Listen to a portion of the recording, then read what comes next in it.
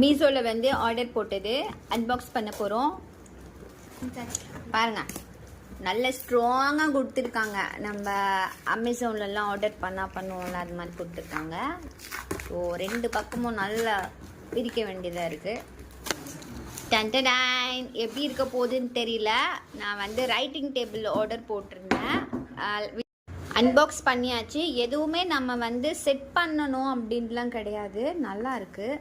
அது அப்படியே ஃபோல்ட் ஆகி வருது. நம்ம அப்படியே இதை வந்து ஸ்டாண்டை கொஞ்சம் இப்படி பண்ணிவிட்டு நம்ம யூஸ் பண்ணிக்க வேண்டியது தான்.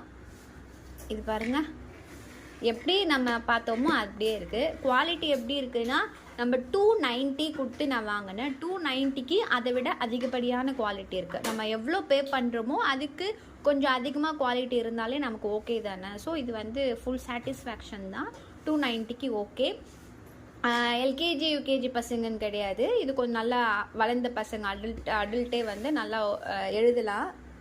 ரைட்டிங் டேபிளாக யூஸ் பண்ணலாம். நெக்ஸ்ட்டு வந்து லேப்டாப் வச்சும் இதில் வந்து ஒர்க் பண்ணிக்கலாம். அந்த அளவுக்கு ஹைட் இது இருக்குது. ஓகேவா? பாருங்கள்.